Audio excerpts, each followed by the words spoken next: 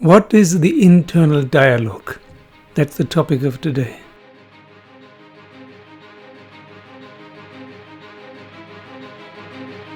This is What is Awakening, with a talk about the internal dialogue. What is it? How to get rid of it? What's its use? Why does it exist in the first place? To my knowledge, the term internal dialogue was first coined by Castaneda many years ago in the 70s. Or even the 60s, I think. Yeah, 60s. And it describes admirably what is going on in our heads or in our mind. For in ancient Chinese medicine and philosophy, our mind is not in our head. Our head there is only the memory bank. Our thinking and feeling happens in our heart. Wherever it originates, it's a constant talking to ourselves. I am talking with myself, you are talking with yourself all the time. When awakening happens, this internal dialogue starts dying down. Sometimes it's gone, sometimes it's there, but you're not taking it seriously anymore. Until it is totally gone, and that is what we call enlightenment. And that is also, as I have said before, the true meaning of meditation. You cannot make the internal dialogue go away by your willpower, but it will cease by itself in the time between awakening and enlightenment. Time, of course, is another illusion about which I will talk another day, but I will use these terms anyway. It's very hard to talk about these things because it's very hard not to say anything that is not totally wrong. So I'm taking care to say things here that are as true as possible within the confines of language. Doesn't really matter which language. There are languages that are better suited to being awake and being enlightened, like some North American Indian languages like Hopi, but it doesn't matter if it's English or German or French or Spanish and so on. They are all subject to grammar. So anything you can say is at least partly wrong. So I painstakingly try to say things here and formulate them in a way so that they are as not wrong as possible.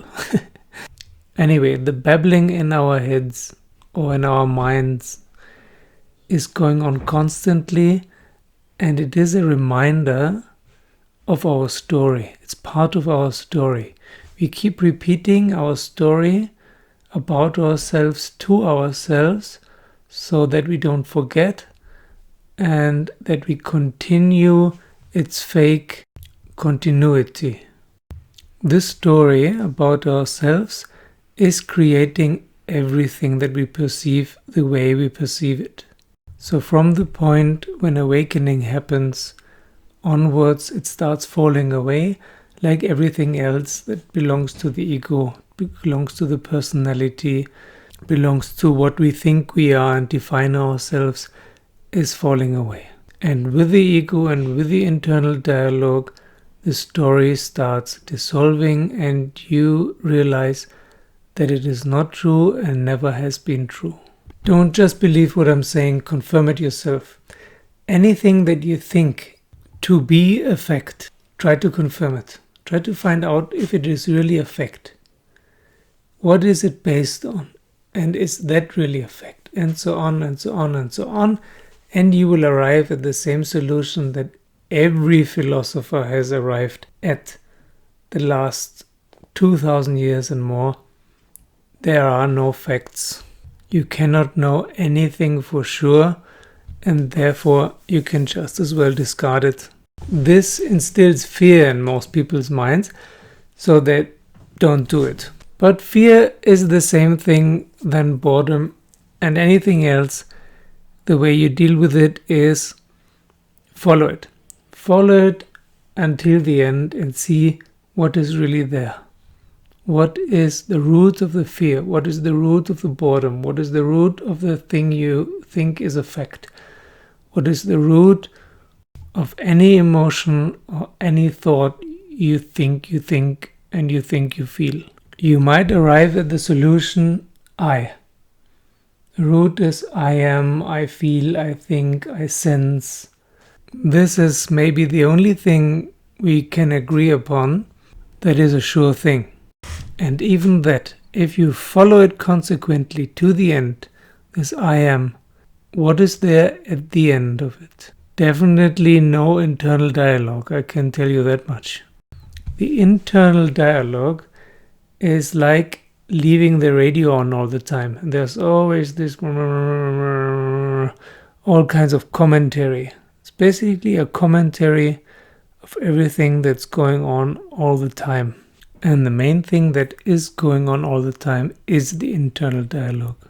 So it's a bit like the snake biting its tail, or the cat biting or catching its tail. We define reality by what you yourself or other people are claiming it to be. There are no proofs, only opinions and estimates and axioms, things we have agreed upon, that they seem sensible. And then we brainwash ourselves constantly into confirming that this is not complete bogus, but has some sort of reality or truth to it. That is the internal dialogue. It's a form of self-hypnosis. Once you stop it, everything falls away, and once everything falls away, it stops. Until this happens, try not to take it seriously. I know what some of you are going to say now. This is not practical. This is philosophical or abstract. Permit me to disagree. What can be more practical than to turn off the reason why you are asleep? And the reason why you're asleep is the internal dialogue. Try it out. Try out not taking it seriously, whatever your mind says. So that is it for today. Thank you for watching and listening. Thank you for subscribing. Hit the bell and see you very soon with more videos or talks that sound abstract until you try it out. Then you see that it's very practical.